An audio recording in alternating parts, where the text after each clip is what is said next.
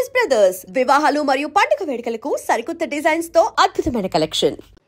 And straight వేలో ఒక question రేఖ గారు, ఇండస్ట్రీ అంటేనే చాలా మందికి ఫ్రెషర్స్గా కానీ న్యూగా వచ్చేవాళ్ళు ఆ ప్యాషన్తో ఉండేటప్పుడు చాలా మందిని అప్రోచ్ అవుతాం, మనల్ని చాలామంది అప్రోచ్ అవుతారు, మనం పెట్టే పోస్టులకి చాలామంది వస్తూ ఉంటారు.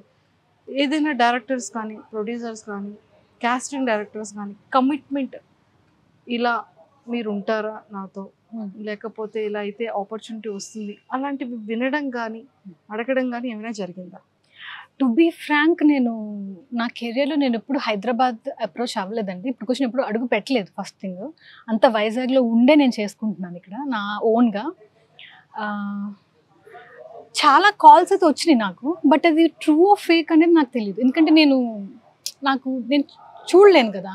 ఓకే, ఇప్పుడు పలానా వాళ్ళు కాల్ చేస్తున్నారు, కాల్ చేసి ఇలాగా ఉంది, ఒక అవకాశం ఉంది, మీరు చేస్తారా అని అడుగుతారు. వెంటనే ఇలా ఉంటుంది అలా ఉంటుంది, మీరు ఓకేనా అని అంటారు. అలాగే వచ్చే మీకు కాల్స్ వచ్చాయి. అంటే ఏ రకంగా కాల్స్ వచ్చి ఏం చెప్పేవాళ్ళు? ఫస్ట్ ప్రాబ్లం ఎక్కడ వచ్చిందంటే, ఇప్పుడు మనకి పోర్ట్ఫోలియో అనేది ఒకటి పంపిస్తారు, అందులో ఇంక్లూడెడ్ ఉంటుంది కమిట్మెంట్స్కి ఓకేనా లేదా నోనా అని. ఒకటి రెండు సార్లు నేను సేమ్ అదే పంపించి ఇదే కానీ నేను పట్టుకెళ్ళి కంప్లైంట్ కానీ చేస్తే, నువ్వు నీ బతికి ఎక్కడ ఉంటుందో చూసుకో అని చెప్పిన రోజులు కూడా ఉన్నాయి. నేను ఒక పోలీస్ డిపార్ట్మెంట్లో ఉన్న డాటర్కి వాడు ఎంత డేర్గా అది పెట్టాడో. ఓకే, సో అది అంటే ఏ డిపార్ట్మెంట్ అయితే ఏముంది అన్న థాట్లో ఉంటారులేండి వాళ్ళు. అంటే ఇక్కడ నా బ్యాక్గ్రౌండ్ చూడట్లేదండి, ఇక్కడ నా ప్యాషన్ని యూస్ చేసుకోవాలి, క్యాష్ చేసుకోవాలని చాలామంది ఉంటారు. ఇక్కడ నేను ఏ బ్యాక్గ్రౌండ్ నుంచి వచ్చాను అనేది ఎవరికి ఇంపార్టెంట్ కాదు. ఫస్ట్ థింగ్, ఈమెకి సినిమా అంటే ప్యాషన్, సో దీన్ని మనం ఎలా ఎన్కాష్ చేసుకోవాలి అనేది థాట్ ఉంటుంది అందరికీ అనే ఫస్ట్ థింగ్. ఓకే, అది దాంట్లో పంపించడం అనేది పక్కకు పెడితే, మీతో ఓరల్గా మాట్లాడేటప్పుడు కాల్లో మాట్లాడేటప్పుడు ఏం అడిగేవారు? కమిట్మెంట్ అంటే ఏమని అడిగేవాళ్ళు? అది ఎవరి నేమ్ యూజ్ చేసేవాళ్ళు? లైక్ ప్రొడ్యూసర్ అంటే ఏ కేటగిరీ వాళ్ళు యూజ్ చేసేవాళ్ళు? అదే మేడం, అంటే నేను ఏం చెప్తున్నానంటే, ఇప్పుడు ఫలానా అని చెప్పేసి ఇండస్ట్రీలో ఒక బిగ్ నేమ్స్ అయితే ఏం చెప్పలేదు ఇప్పుడు కూడా. బట్ కొంతమంది అయితే ఇలా ఒక బంగ్లా రాసిస్తాను, నాతో ఉండు, సంథింగ్ ఇలాగా చాలా ఒక గత 6 years 8 years నుంచి నేనైతే చాలా చూసాను. నేను దుబాయ్లో బంగ్లా ఉంటుంది, లేకపోతే అదని ఇదని నేనైతే చాలా చూసాను. అంటే ఒక బిగ్ నేమ్స్ అయితే మాత్రం ఎవరు యూజ్ చేయలేదు, ఎందుకంటే వాళ్ళకి భయం. మీన్స్ వాళ్ళతో పర్మనెంట్ గా ఉండాలి అన్నదా, లేకపోతే ఆ ఫిలిం వరకు ఇలా ఉంటే? ఫిలిం అని కాదు, అది out side of the films కూడా ఉన్నాయి ఇందులో. Out side of the films ఉన్నాయి, నేను ఇలా పలానా బిజినెస్ మ్యాన్ సంథింగ్ ఇలా ఇలా. ఓకే, అంటే అసలు ఫిలిం తో సంబంధం లేదు. అసలు వాళ్ళే బిజినెస్ మ్యాన్స్ ఎలా అప్రోచ్ అవుతారు? త్రూ మనకి ఫేస్బుక్ ఉంటుంది, త్రూ ఇన్స్టాగ్రామ్ ఉంటుంది. ఒక్కొక్కరికి మన నెంబర్స్ ఎలాగా పాస్ ఆన్ అయిపోతుందో తెలియదు. అది ఇప్పుడు కొంతమందికి మనం నెంబర్స్ ఇస్తాము, పిఆర్స్ అని, మేనేజర్స్, వీళ్ళందరూ ఉంటారు కదా, మరి అది ఎలా పాస్ ఆన్ అవుతుందో తెలియదు మనకి నెంబర్స్. ఓకే, ఈ థర్డ్ పార్టీ వాళ్ళు ఎవరైతే ఉంటారో వాళ్ళు ఈ మీడియేటర్ బిజినెస్ అనేది చేస్తూ ఉంటారు. అది ఇండస్ట్రీ కోసం అని అప్లై చేస్తూ ఉంటే వీళ్ళు దీనికి కూడా కన్వర్ట్ చేస్తున్నారు. Oh my god. Okay, so ఆ టైంలో మీ రియాక్షన్ ఏంటి? మీకు అంటే పర్సనల్గా ఈ కాల్ని మీరు అటెంప్ట్ చేశారు, కాల్ ఆఫ్టర్ కాల్ కట్ తర్వాత మీ వే ఆఫ్ థింకింగ్ ఏంటి? అంటే ఫీల్ ఎలా అనిపిస్తుంది ఈ మాటలు విన్నప్పుడు? ఫస్ట్ ఫోన్లోనే పడిపోతుంది ఫస్ట్ థింగ్ వాళ్ళకి. ఇలాంటివి చేస్తుంటే నేను ఎప్పుడూ బోల్డ్ అని సంపాదించేసుకునేదాన్ని, కార్లు కానీ బంగ్లాలు కానీ. దయచేసి నాకు ఇలాంటి కాల్స్ మీరు చేయొద్దు. ఎంతో కష్టపడి నా దగ్గర ఏదైతే ఉందో అదంతా నేను అమ్ముకుని మరి నేను ఇక్కడ స్టాండ్ అయ్యాను, వైజాగ్లో స్టాండ్ అవుతున్నాను, ఇంకా స్ట్రగుల్ అవుతున్నాను. ఇంకా దయచేసి ఇలాంటివన్నీ నాకు మీరు చెప్పొద్దు, ఇంకొకసారిగా నాకు కాల్ చేస్తే నేను ఏం చేస్తాను నాకే తెలియదు అని చెప్పి నేను ఆల్రెడీ రిటైర్డ్ ఇచ్చేస్తాను ఫోన్. దాని తర్వాత ఒక 15 minutes అలా కొంచెం మైండ్ డిస్టర్బ్గా ఉంటుంది ఎవరికైనా.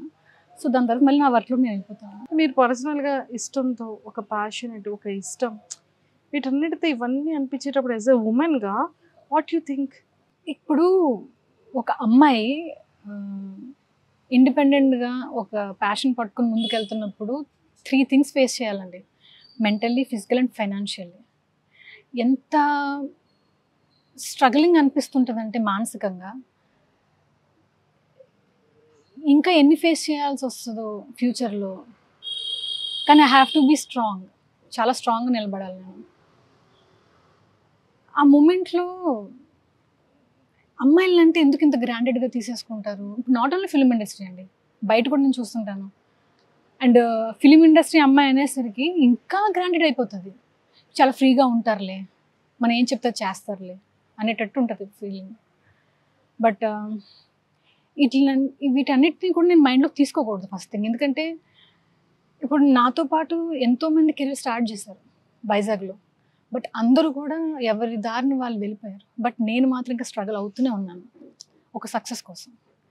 చాలామంది జాబ్ చేసేసుకోవడానికి, చాలామంది పెళ్ళిళ్ళు అయిపోయి. అండ్ ప్రాబ్లం ఎలా ఉంటుందంటే, ఒక అమ్మాయికి ఇంట్లోంచి ప్రెషర్ ఉంటుంది, ఇంకెన్ని సంవత్సరాలు పెళ్లి చేసేసుకో, లేకపోతే ఒక పార్ట్ టైం ఏదైనా జాబ్ చేసుకో, ఫైనాన్షియల్గా నువ్వు ఇలా నీకేం ఇబ్బంది లేకుండా ఉంటుంది కదా అనే థింగ్స్ అన్నీ వచ్చేస్తాయి.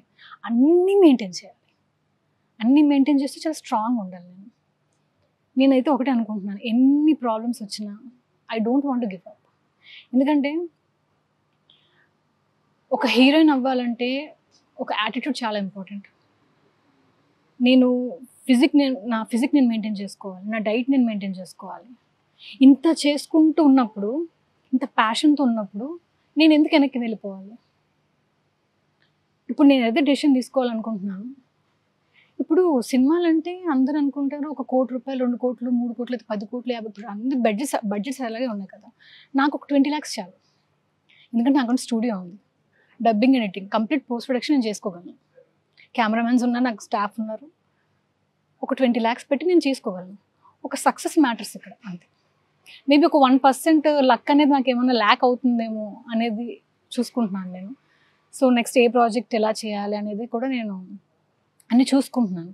ఇప్పుడు ఎవరైనా ప్రొడ్యూసర్ అనే పర్సన్ రాకపోతే నాకున్న దాంట్లో నేను ఏదో ఒకటి అమ్మేసి మళ్ళీ నేను ఏదైనా ఒక సినిమా తీసుకోవాలనే థాట్లో ఉన్నాను నేను. మళ్ళీ అవసరమైతే సామి సాంగ్కి 2 గాజులు అమ్మేసి ఎలా చేసుకున్నాను, ఈసారి అంత అవసరమైతే కిడ్నీ అని అమ్మేసి ఒక సినిమా చేసుకోవాలనే థాట్లో ఉన్నాను అనమాట నేను.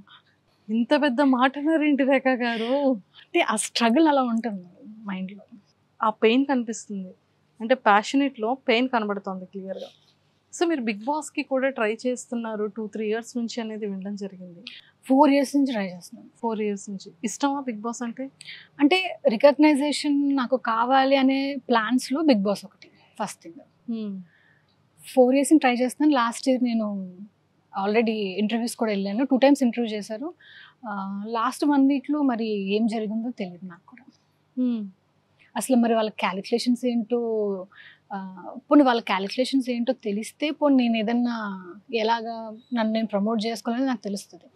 అండ్ ఇంకో థింగ్ ఏంటంటే, చూస్తే వీళ్ళని ఎప్పుడు చూడలేదు అనే కంటెస్టెంట్లు ఉంటారు లోపల. నేను అప్రోచ్ అవుతుంటే ఏం సమాధానం చెప్తారు ఏంటో వాళ్ళకి అర్థం కాదు ఫస్ట్ థింగ్. బిగ్ బాస్లోకి వచ్చిన తర్వాత వీళ్ళు ఎవరబ్బా, వీళ్ళు అసలు ఎందుకు వచ్చారు బిగ్ బాస్లోకి, అసలు ఎలాంటి పారామీటర్లో వచ్చారు అనేది నాకు అర్థం కాలేదు నాకు కూడా. అండ్ రీసెంట్గా నేను వింటుంది ఏంటంటే, బాగా ఫేమస్ అయి ఉండాలి బిగ్ బాస్లోకి రావడానికి అని. గత సీజన్స్ నుంచి చూస్తుంటే చాలామంది, అసలు కొంతమంది నేను ఎప్పుడు చూడలేదు కూడా. జనాలు కూడా తెలియని వాళ్ళు కూడా చాలా మంది బిగ్ బాస్కి వచ్చాక ఇలా ఎవరైనా గూగుల్లో సెర్చ్ చేసుకునే వాళ్ళు. చాలా మంది బిగ్ బాస్కి వచ్చిన తర్వాత దాన్ని యూస్ చేసుకోవడం కూడా లేదు.